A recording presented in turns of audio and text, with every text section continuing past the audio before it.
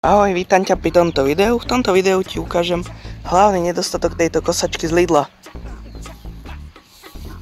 Je to kosačka Parama 40 LIB3. Som prvým nedostatkom tejto kosačky a to nemá bočné vyhadzovanie.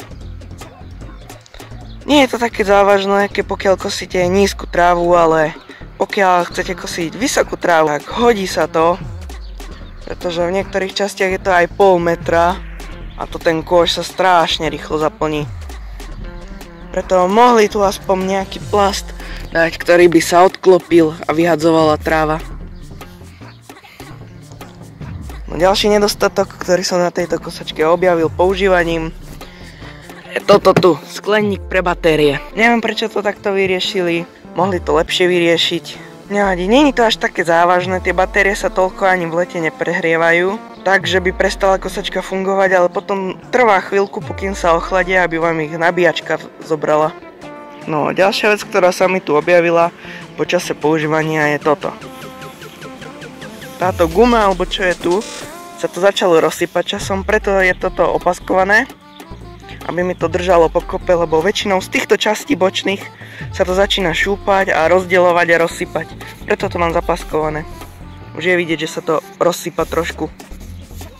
Ale vec je aj to, že vy k tomu dostanete aj taký plast na uchytenie tohto kábla, lenže ten kábel sa počase vytrase. A ako sa vytrase, tak tie plastové koncovky odpadnú a už ich nenájdete. Preto ten kábel väčšinou si iba takto pohodím. To boli menej závažné veci tejto kosačky, lenže teraz sa dostávame k veľmi veľkej závažnosti.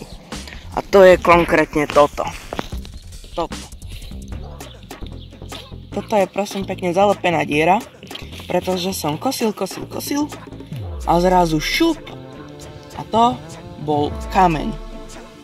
Ale to bol len taký mrňavý maličký kameň a poríte, akú obrovskú dieru to spravilo.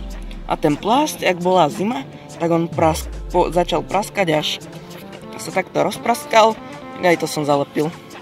Je vidieť, že už aj tu vyššie je prasknuté tu. To pomaličky ide vyššie a vyššie.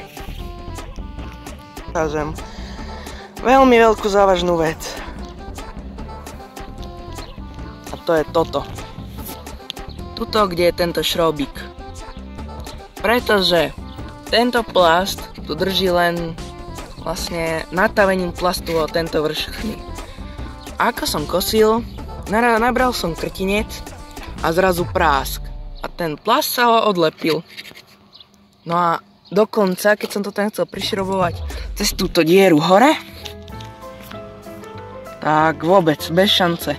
Praskla táto vrchná časť a objavila sa tam taká veľká diera, že šrob bez šance tam dať. Preto som to vyriešil takto. Nie je to najlepšie riešenie, asi časom niečo lepšie vymyslím, ale zatiaľ to postačuje. Nie, pokiaľ sa pýtate, dával som tam aj sekundové lepidlo, lenže sekundové lepidlo sa po chvíľke odlepilo. Teraz k poslednej veci, ktorá mi na tejto kosačke vadí, a to je to, že po čase ten motor začal strašne píšťať. Však počúvajte. Aha, počkajte. Skoro som zabudol. Tu je takáto poistka, ktorú si musíte vložiť pred zapnutím.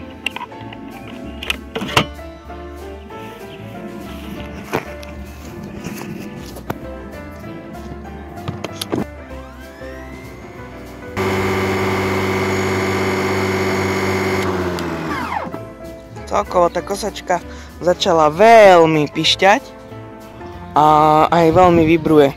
Neviem, čím je to spôsobené, skúste mi poradiť.